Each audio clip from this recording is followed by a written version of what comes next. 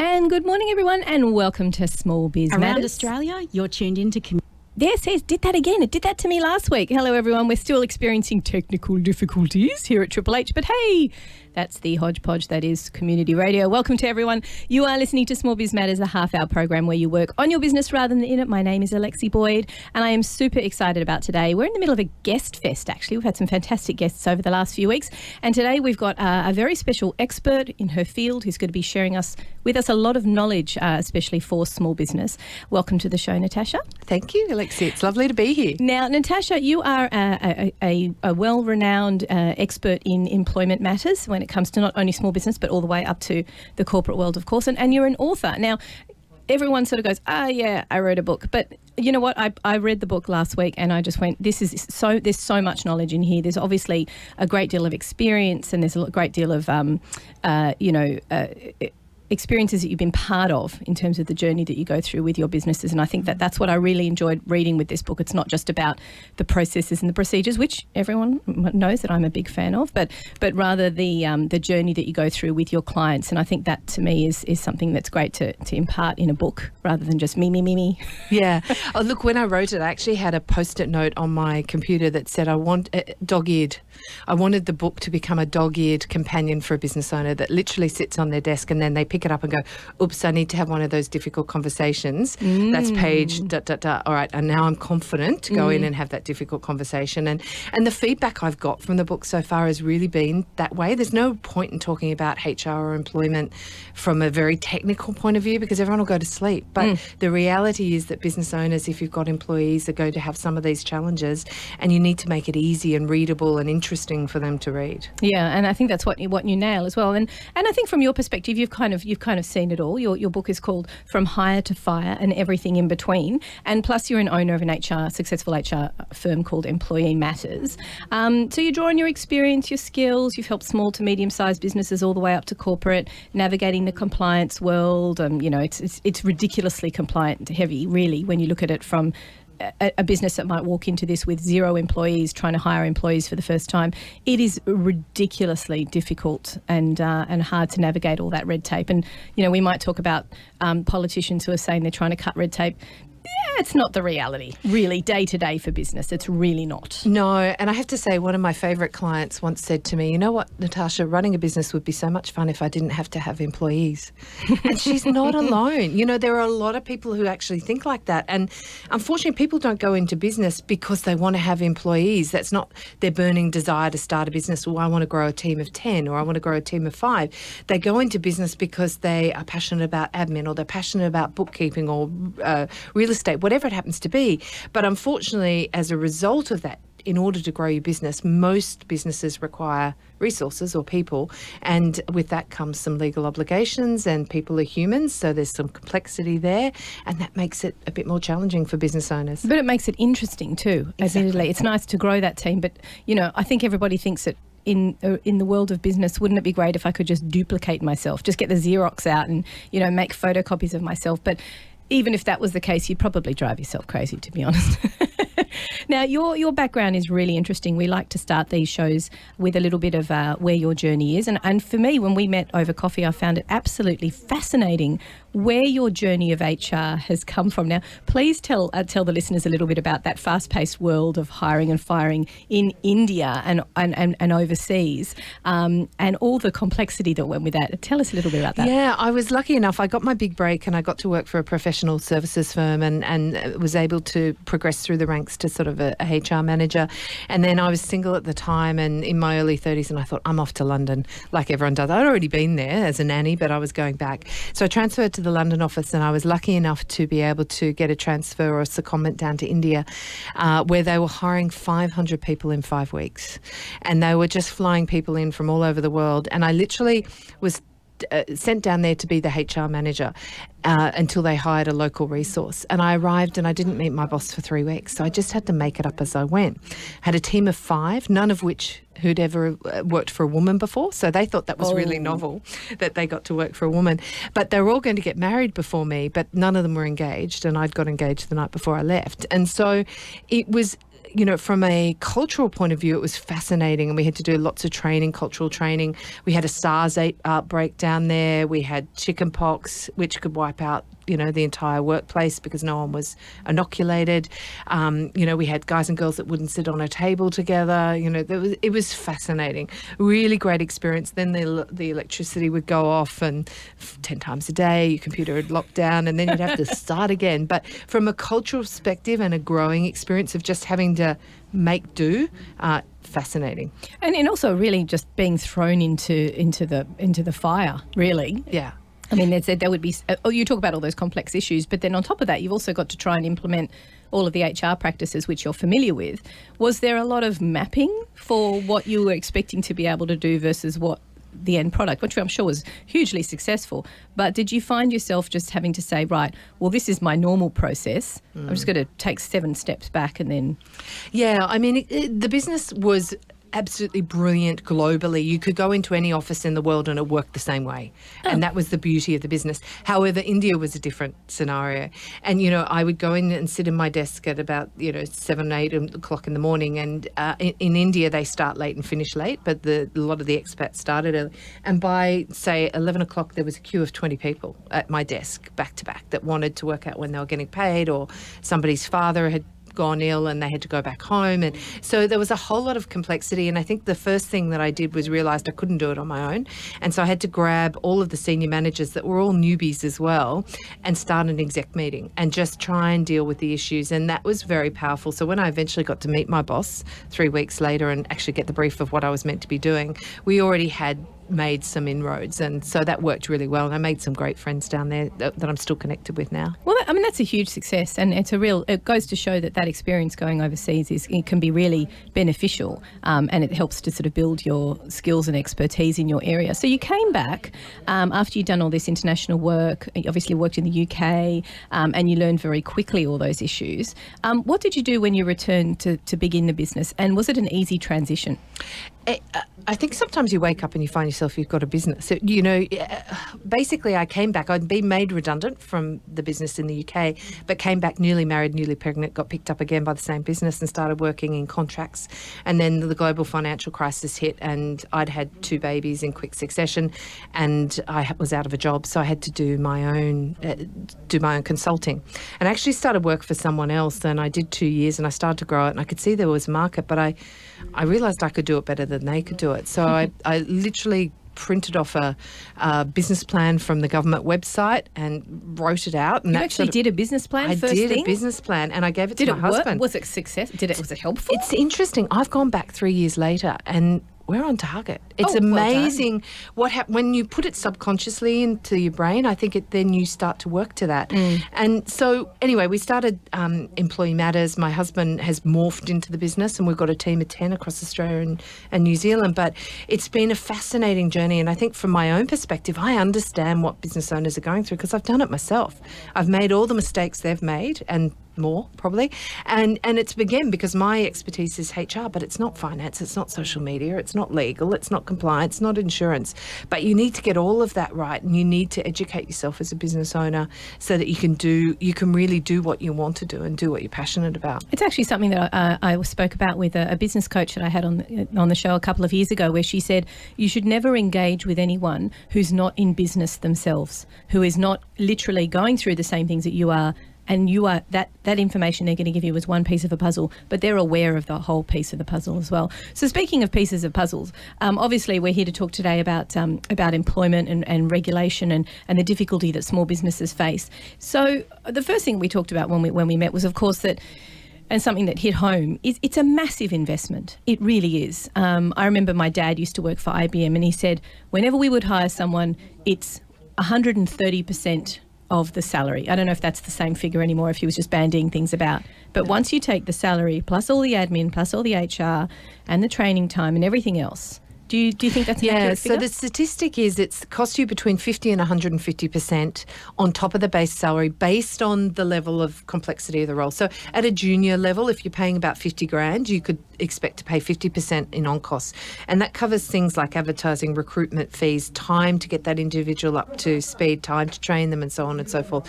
So you need to get it right, and you don't want that churn or that recruitment turnover, because if it's going to cost you 50 to 150% every time you're going out to hire, that's going to get a very expensive thing. The turnover, yeah. And I think one of the best bits of advice I could give any small business owner is invest in yourself and get better at recruiting, because often we get called in when it's gone bad and we have to exit them, but it's usually because the business owner doesn't understand a best practice recruitment process, but also how to assess that candidate.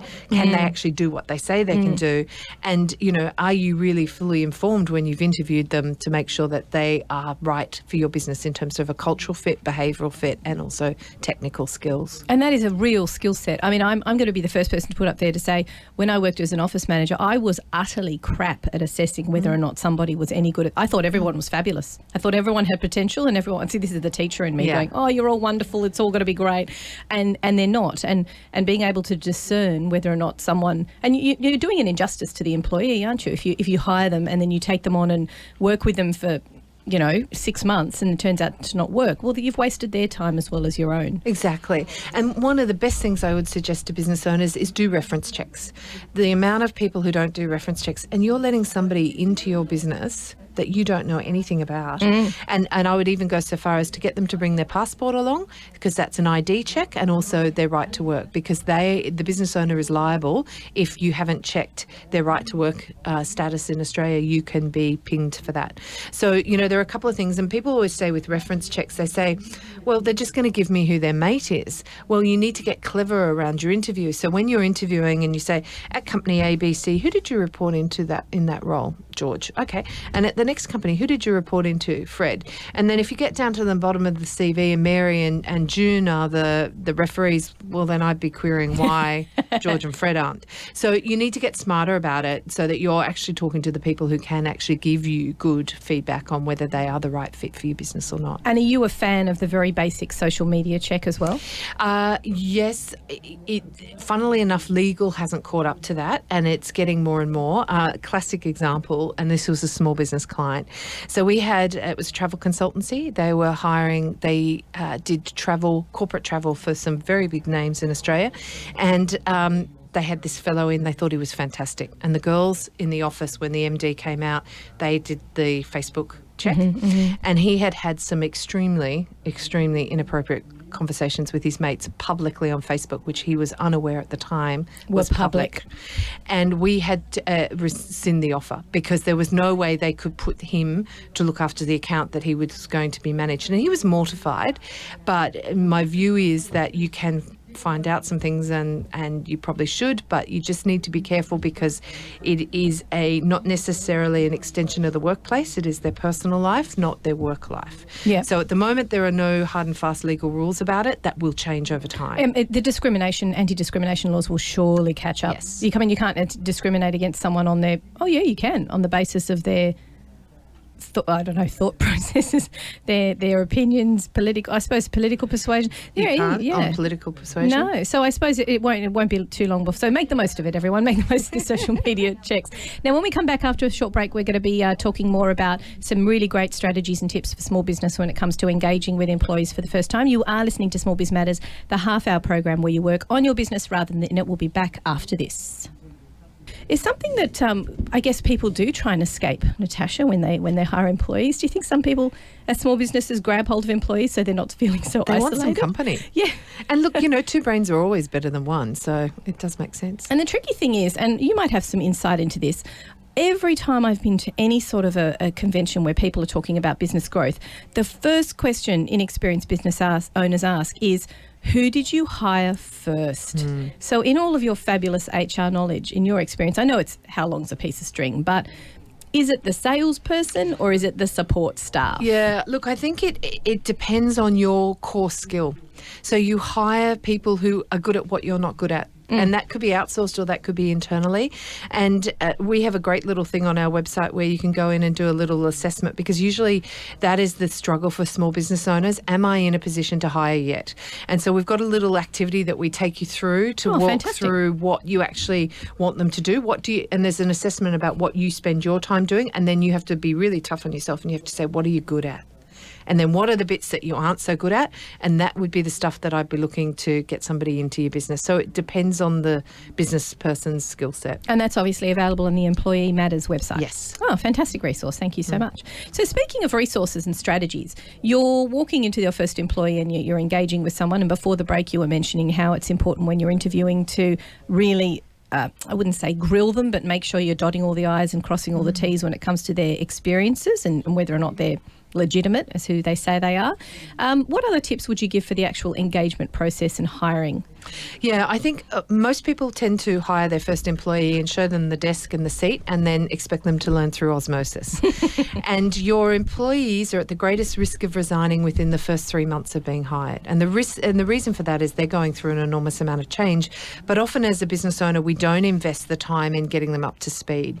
So, for example, in our business, we have a face-to-face 3-hour orientation session with myself and the general manager. They then have a whole lot of recorded training they need to attend. They've got to go through, it's quite checklisted, it's quite detailed, and then there's on sort of buddy support as well. And that whole process can take about 6 weeks to effectively onboard them into the business, but that sets them up for success. So I would encourage everybody, and in that you're going to talk about things like your culture, what's valuable to you. And I think one of the best bits of advice I ever got was you are completely transparent with your team. So with our team, we share our financials. We are very open and honest. And Gail Kelly said you need to have the right people on the bus and the wrong people off the bus. And when you talk about your culture, that should be infused right from the recruitment space to the orientation, right through to the day-to-day. So another example is in our business, we get everyone to fill out a What Mattered and Employee Matters at the end of the week, which is a summary report because I run a virtual team. So that is a report back to me at the end of the week about what they've been focused on. But one of the critical questions in that questionnaire is, what core value of Employee Matters did you live this week, and can you give me an example? So you're always drawing it back. You're always drawing it back. Yeah, because it's one thing to just sit there and go, here's a piece of paper with our core values on it. Can you sign it and say that you understand it? And then just walk away for the next 5 years. Lip service. Yeah, exactly. But actually intrinsically making that a part of your process on a weekly basis, that's a fantastic tip. Yeah, works really well. Also, you were talking about the processes and procedures of hiring. Now, so many times you and I see people who just, it's a knee-jerk. It's oh my God, I'm so busy, I need someone right now. Again, you're sitting down on someone, expecting them to draw on their skills and expertise in a completely different business and be able to work in your business. What would you suggest in a perfect world is a good lead-in time to hiring your first employee? To hiring, as in how long it would take you to recruit? Yeah, from recruitment all the way through to setting up all your processes and procedures and their start date. Yeah, I think it takes about 6 months to get somebody fully up to speed that's new into your business. And so I think a lot of people expect them to get up to speed much quicker than that. But obviously, if you've got the systems and the support in place, that's going to happen potentially quicker. And the more senior roles, sometimes the longer lead time to be able to get someone in. So, I think you really need to make sure that you've set them up for success, that you've given them everything that they need, and actually check in with them weekly. We recommend our clients, and it's one of our tools on our Hire to Fire toolkit, is that you sit down with your employee, and we've got this lovely little checklist that you go through and ask them a whole lot of questions. What surprised you about your first week in the business? What did you enjoy? Is there anything that's not making sense to you? So you've immediately opened up that open communication, so they're actually okay to say to you, Alexi, you know what? I really don't understand that. Because if they're not telling you that, you don't know, what's making sense and what isn't. And sometimes people are embarrassed and they don't want to say that they've not done it. But if you are open about what you're good at and having that open conversation and that feedback straight away, then it's going to mean that there's less chance of having some problems down the track, because they're more happy to come up to you and say, I need help. Now, you mentioned in the point where you start to engage with them straight away and make sure that the business is very open and communicative, and you make them aware of how they fit into the big picture. Would you say that happens immediately? I mean, there's a bit of a trust that needs to be brought in. Yeah, we do it immediately now, and I know, and our engagement levels in our business are 95, 98%. which are fantastic. And the feedback I get from my team is they are really bought in and they're really loyal because of that trust. Now, there will be somebody, Alexi, that will take you at some point. But your contracts must be ironclad. Yeah, they're very tight. But also, too, the uplift that we get from being so open and honest with our team far outweighs the risk. Trust is so important. You've got to give it to get it. Yeah, absolutely. And not only for them to bring in what they can give, but also for them to give something back and say, look, this isn't working, or this isn't functioning properly, or I need more information or more training. Now, talk to me about the importance of training, because I was speaking to Shelley last week, who's an employment lawyer, and talked about the importance of making sure you are ticking that box, not only for your outsourced employee, your overseas employees that come in, but also for your Australian employees. Is training important, and Absolutely. how on earth can small business do that? Well, look, I think that's one of the big changes. Recently, people with the GFC have stopped training, and we are actually currently in the tightest applicant market I've ever seen in my career. And when I say it's a tight applicant market, that means that if you were to put an ad out for an EA 3 years ago, an executive assistant, I would have got 100 applications, of which 20 could do the job. I'll put that identical ad out now, and I'll get 20 applications, of which 2 can do the job. One's brilliant, and if you don't move quickly, you'll miss out. Really? And the second one's average. And the reason for that is I think our businesses have evolved drastically and we haven't kept up with training our people. There are a couple of pieces of training you must do. One is appropriate workplace behaviour training, which is, what's appropriate workplace behaviour, and that's a great defence. If somebody sexually harasses or bullies someone, you can say, look, I've run appropriate workplace behaviour training. George knows it's not appropriate to put his hand on Natasha's lap, and therefore you're protected, and they'll go after George rather than after you. But policies, you need to train your team in policies. It's all very well and good to say, well, we had a drug and alcohol policy, but if no one knew that it wasn't appropriate to drink 3 bottles of wine in the office on a Friday night, well, then how can you defend that? So you do need to do that, and that's not expensive training. That's fairly cheap, and it can be done by the business owner, or you can outsource it. But I think skills assessment, we're not doing enough forward thinking. So productivity in Australia is a real issue at the moment. We don't have the productivity levels we should have. So productivity for your listeners is, if you're paying someone $60,000 a year, you want to get 100% productivity out of them. I would argue most business owners are lucky if they're getting 75. And so you need to work out where are the skills gaps, but also where do you want that individual to go in the future? If your business grows and if you're doing that future planning and you've got your 3-year plan, your headcount may increase by 5. But what does that mean for the people who are in the business now? Because that might keep them with you longer, to know that there is a future and there's an option of this job or this job. And so having those conversations will reduce your attrition, but also train them up will keep them as well. And it's, as we've talked about, it's so expensive to hire, and there's not a great market out there at the moment. So invest in the people that you've got. When they walk out the door with that knowledge capital that they've caught in their brain, the value, physical dollar value of that is incredible. It takes a long time to replace. So really work out who in your team you want to keep, nurture them and over-reward them and train them. And the ones that aren't, then you need to exit. And I am a great believer in exiting people who are not performing or not a good cultural fit. And that leads me to my next point, which is obviously, what do you do when things are not working? That is a huge hurdle for small business, and we're hearing more and more stories about them being caught out, being taken for unfair dismissal, and then they're going through an employment audit and finding that they're not meeting their criteria when it comes to payroll obligations and things like that. So the exit strategy is obviously important as well. But how do you give me some really basic tips on how a small business can make sure that they're ticking the boxes to ensure that they don't get taken for unfair dismissal? Yeah, the first thing, the statistics, you're absolutely right. There are more, I think the statistics was last quarter of last year, there were 3,500 complaints and unfair dismissal complaints. In a quarter? In a quarter, and 57 of them were found against the employer. Now, the reason for that is they haven't got a fancy HR team, and often they've let it go for so long and then they snap and then they're out the door. Now, there are a number of things that you need to do. The first thing is to have regular feedback sessions so that the individual knows that they're not performing. Give them every chance to improve that performance, but you need to document stuff.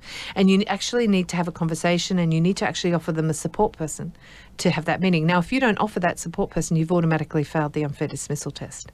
So you need to get better at this. And there are some tools, and we've got some stuff in our Hire to Fire toolkit, which will help you actually, if you fill out that form, you'll stay ahead of the law. Now, the challenge is, though, that can't stop them taking an unfair dismissal complaint against you. It costs $69.80 and a phone call to Fair Work, and the next thing you get a phone call or a letter saying your attendance is required at a mediation session. The issue for small business owners, and remember, we know what it's like, you have to fill out about 8 to 10 pages worth of documentation to prepare for that meeting to submit before. And then you've got to attend the mediation, which is going to take a couple more hours.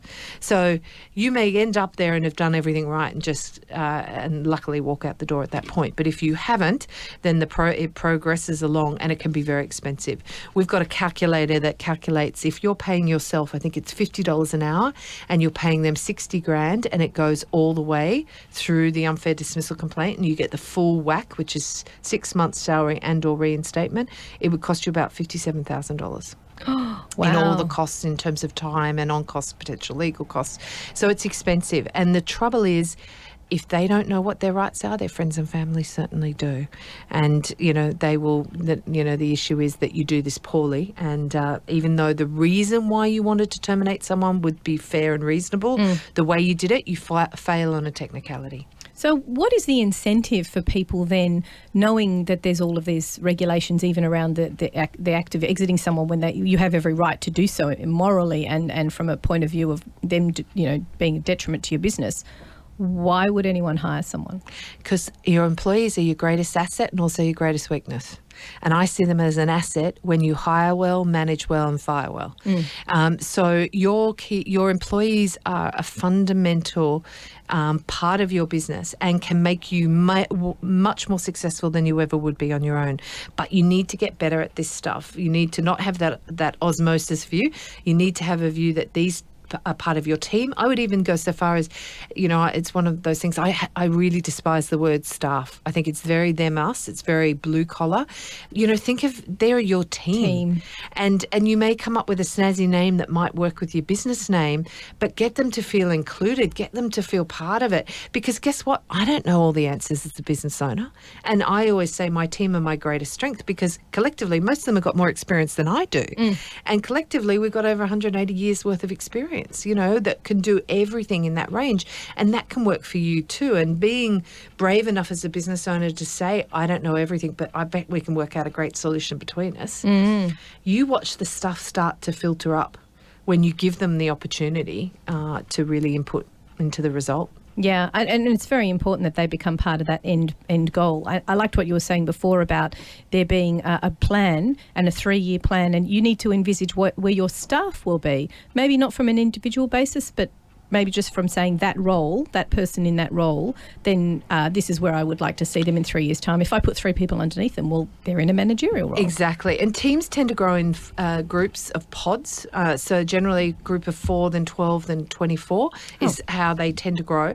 But one of the best, I've got this little model that I use called 4 Futures, and it's amazing. And it still shocks me now when I go and meet business owners how many people haven't done that thinking yet. And you ask them to say, all right, in 3 years' time, what's your revenue look like? What does your attrition look like? So what's your profit figures? And then of your team, and this is critical, what percentage of them would you rate as good to great performers?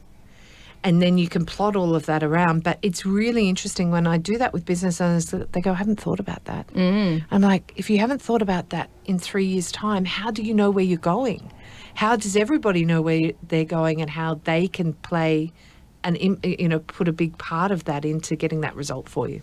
Because employees are so important to the growth of the business. It almost sounds as though we've all been told we need a business plan. We've all been told we need a marketing plan. It sounds to me like all businesses should have an HR plan. Exactly. Because what you're talking about is quite a decent lead-in time for the process of hiring. I mean, I understand what the process is from a legal sort of payroll sort of, what the obligations are, but those are just tick boxes. Having a plan in place not only envisages what order in which you're going to employ people. Like you said, look at what your strengths and weaknesses are, and then what your process is going to be to employ them. And then where do you see in 3 years' time those jobs growing? Now, like all good business plans, you go back, you redress it, you see if there's anything that's not quite working. You might do that annually at very least. But it sounds to me that we need to rethink that forward planning as small businesses and start including the component of HR, because how on earth can you grow? Exactly. You know, we have a little model we use called the employee commitment model, and we help business owners plot where their employees sit at the moment, and it's enlightening to them because they go, right, well, that group's we've got to either move them up or out, and that group's our highly engaged workforce. So a statistic for you is engagement is the measure of discretionary effort. In other words, in small business, we call it morale. So how far is that employee going to push for you because they're engaged and bought into what you're doing and your vision?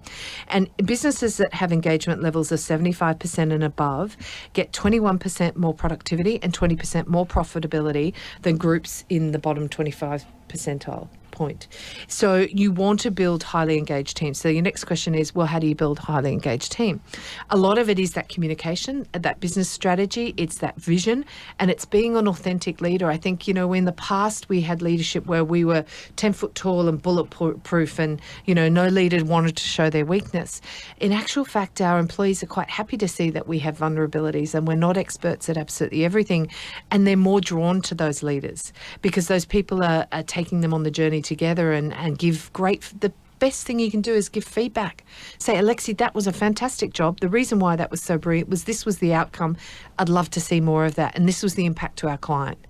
And you watch Alexi do that again and again and again, and then find other areas that you want to reward and recognise, and then get clever with how you reward and recognise. You know, you're not speaking too differently from the way that we as consultants deal with our clients. We are open, we're communicative. This is what our strengths are as a small business. We're fantastic at giving feedback and getting feedback and changing and being adaptable and maybe manipulating who we deal with and who we don't deal with.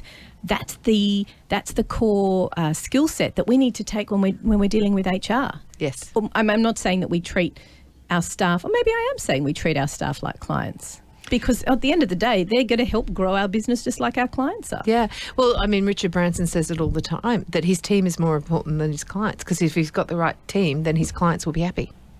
Very true. Very interesting point to note. Let's just take a quick short break and listen to a community service announcement. You're listening to Triple H 100.1 FM on Small Biz Matters. We will be back after this. Sorry, Madonna, I'm going to turn you down because we've got much more important things to talk about here on Small Biz Matters. So you're back with Alexi Boyd and Natasha Hawker, who is the author of, I'm just going to go back to my beginning bit, Hire and Fire, Everything in Between. And like I said at the beginning of the program, it's one of those books that you do want to leave on your desk, dog-eared, as you mentioned, with something that you want to be able to refer back to all the time, which I think is very important. So let's talk about just some top tips and strategies that we can leave our listeners with in terms of retention, engagement, and then hanging on to those employees and managing them well. We all remember when we were in our previous lives and when we were going through uni and having those uni jobs, those really great bosses. We all want to be one of those great bosses to our employees. Give me some top tips about how we can be that. Yeah, well, I think the first thing I would actually say, to be a great boss, be authentic and lead by example and show your vulnerabilities and inclusiveness and communicate. We don't communicate enough with our team. You actually need a communication strategy about how you're going to communicate. So an example being, we use Voxer, which is this fabulous little walkie-talkie, because I'm often on the road, and so I've got my whole team on a distribution list, or I can individually send messages, quick and dirty messages that just make things really easy to happen. The other thing is tell us what that was again. What's Voxer. Voxer. It's a free app. VOX. ER. Great. The other thing I would say as a business owner is you have legal obligations. The main one is that you need to know what modern award your business is covered by. And in actual fact, in your contracts, you need the modern award in there, the classification of the role under that modern award, and you need to give out the Fair Work info statement. And if you don't do that, you are breaching your legal obligations under the Fair Work Act. Why is that a problem? Well, at the moment, the fines for a breach are $54,000. per breach. Irrespective of how much you're paying your employee or how big your staff is. So I think what I would say is that Fair Work's been in 7 years now and they're losing their patience. So we're very good at the beginning, but they're now saying why are small business and to a lesser extent larger businesses not getting this stuff. So for example, you must have that modern award in the workplace and it needs to be available to your team and they need to know where it is.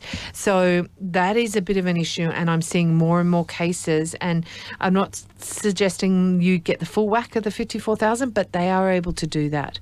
And so I would make sure that you've got all of your employment law obligations in place. Use some sort of audit tool. We've got one that we can help small businesses with, but it's to make sure that you're doing what you should be doing right, because the worst thing for you and small business can come unstuck with a big fine. And, it could be a $10,000 fine that brings them unstuck because we don't have fabulous cash flows or reserves there. So, make sure that you get help in this area. The saddest thing is when you see a business come undone, not because they weren't, doing the right thing in terms of their clients, but they got these fundamental things wrong, rather. And it's that whole processes and procedures. And I'm going to keep coming back to what you were saying before about that lead-in time, because so often in the role as management consultant, I'm done with saying that people are bookkeepers when they're bookkeepers. They're not. They're management consultants. Yeah. And so many times when we talk to our clients, they're going, oh, yeah, I need to hire someone and I'm going to hire them and their name is so-and-so and I need you to build them on payroll because I'm paying them tomorrow. And you go, what? The lead-in time is so crucial. Have that plan in place. See where you want with this person or your team to be in 3 years' time, even if it's just your first, and make sure you're getting all those box ticks. Now, I don't know about you, but I find the Fair Work Ombudsman page okay, but quite often when I've directed people to look at that, to get a checklist on what they need to do and checking the award weight, it's actually come back with different information the 3 or 4 times that they've asked the same question. Yeah. So where is the best place to get that information from, and what can a small business do for due diligence to make sure that they're making sure they're writing down that information is correct? Yeah, I think there's a couple of things. The Fair Work site is reasonable. I would get the award. It's all in the award. It is a 60-page document and you have to get sort of a bit legalistic, but it is in there. The other tip is if you ring the Fair Work info line, take a reference number. So talk to any government organisation. Any organisation, take a reference number, because if something comes back to bite you and you can say, hang on, I rang on the 6th of August and here was my reference number, you'll be protected. So I myself have rung Fair Work and got 3 different answers on 3 different calls. So, you do need to get that.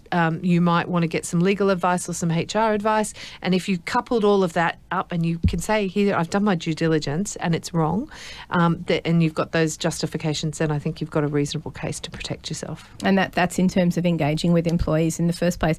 How do you ascertain whether or not someone must have a pay rise? So are we still in the world where there is this CPI increase as a minimum? Yeah, there's no legal requirement to have a pay rise unless they are sitting on the minimum award minimum. So, for example, I think at the moment, and the listeners may correct me if I'm wrong, I think it's $16.87 an hour. Excuse me. So if you are only paying that goes up every year in about July.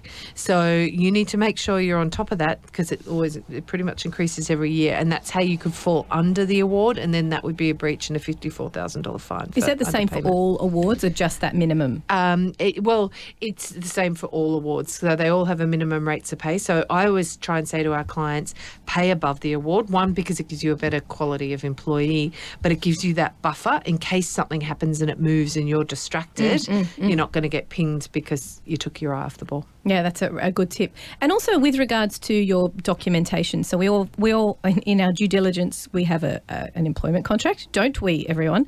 We have a staff a manual as such, which shows the expectations and what your basic expectations are with regards to social media use and confidentiality and all those bits and pieces. And we've got all that paperwork in place. how often should you be readdressing your contract, for instance? If you've got a long-term employee, should they be on the same contract 5 years later? No. The tip is we recommend to our clients they update their employment contracts every 18 months to 2.5 years, or in the case of a major piece of legislation change. So we've just had all of our contracts updated, and I think that's the same for your policies and so on, because bullying policy has changed as well. So there's a whole lot of changes that happen, so you do need to keep that up to date. I think one of our clients' most common frustration is they'll say to me, I'm about to get some policies, I've got to write those, but they keep falling off the to-do list because it's not their core skill, it's not what they're good at. So what we developed was a hire to fire toolkit, which they can go on and download all the policies that they need. So they're done for them. They just put their logo on and we keep them up to date all the time to make it easier, because you don't want to get bogged down in stuff that's not your core business, but you need to have this stuff to protect you. Absolutely, because it's and a lot of people will argue that, well, I'm just in the business of doing this. And so, well, no, you're not. Once you're in the business of hiring people, you're also an employee, an employer, and you need to meet those obligations, because you are running a business and you're not running a hobby, and you have obligations to these people because they are looking to you as a boss, as an employer, as a source of income, and you have to look after them, if for no other reason, for retention, because otherwise they're just not going to stick around. And the other point I would caution people on is something called sham contracting, which is the use of independent contractors. Sham contracting is where it's deemed that you're using an independent contractor rather than a permanent employee, and ATO don't like them because they don't pay as-you-go tax, and Fair Work don't like them because they think as a business owner you're trying to shirk your entitlements. Again, there are significant fines for breaches, and there's this added sting in the tail here that if, for example, you have an independent contractor who's been working for you Monday, Tuesday, Wednesday, Thursday for the last 4 years, they would deem that potentially to be a permanent part-time employee, in which case you have to back pay pro-rata annual leave, back pay, assuming they would have taken half their sick days, and now accrue long service for them. Is there a move at the moment? I've been hearing that there's a move with the ATO to force anyone who's as a contractor, even if they are deemed to be a contractor, there's going to be a move that you must pay their super. That is already happening. So the advice we got from our lawyers and our accountants, even as far as 2 years ago, was if they're independent contractors, you pay super. Separately? Yeah. Not to the same bank account as their invoice goes to? Yeah. And so just remind everybody here that the ATO does provide the Small Business Super Clearinghouse. And as of, I think it was July last year, you needed to lodge all of your superannuation contributions via a clearinghouse, which means it needs to be an electronic contribution. And essentially what that is you're telling the ATO, or you're not telling the ATO, but they'll find out. You're telling the superannuation fund that you will be paying this. It is for this period of time. It is for this employer. Now, the great thing about the ATO Super Clearinghouse is that it will accept those funds and then disseminate it to all your different employees. And one thing that I'm a big fan of is when you pay the ATO Super Clearinghouse on the 30th of June at 11:59 p.m, you have met your obligations as far as they're concerned. If you do the same with an outside clearinghouse such as Australian Super, who are very happy to take your money and disseminate it to lots of other super funds, if there's any bounce back, if there's an incorrect account number, for instance, and it comes back to you, you have not met those obligations, because only the ATO can provide you with that certainty. So make sure that you use the ATO Super Clearinghouse. And those of you out there who are saying, oh, but I don't want the ATO knowing what I'm doing, don't kid yourselves. They know. They know everything. And work backwards from the fact that you're going to be audited. Assume that you will be, and then just feel that you're doing everything correctly from there. So, look, Natasha, we've discussed a whole lot of stuff today, and I'm a big fan of HR. I think it's very important. It's important to get right. It's important for small businesses to think like corporates, that they have to be aware of what their obligations are and their legal necessities. But tell me once again what your website is, so that we can draw people to that and explain all those. There are some fantastic free tools there available too. Yeah, it's www.employeematters.com.au. We do have loads of free checklists and templates. There's some great blogs on there. You can sign up to the newsletter. So there's some good free stuff that should be able to start to get you going in the right direction. And of course, where can people get your book? Any good bookstore, from Hire to Fire and everything in between. You can buy it on Kindle, and there is a $4.95 for the PDF copy on the website. Fantastic. Look, thank you so much for coming onto the show today. It's been really resource heavy and interesting and fabulous, and we'd love to have you come on the show again. Look, you've been listening to Small Biz Matters, everyone. Thank you again for coming on, Natasha. Thank you very much for having me. And we'll speak to everyone next week with another fabulous guest. Don't forget about the Admin Hubs launch on the 14th of June at Event Cinemas Hornsby. It's going to be a fabulous event and a great fundraiser for the Ku-ring-gai Women's Shelter. We look forward to speaking to you next week. This is Alexi Boyd signing off for Small Biz Matters.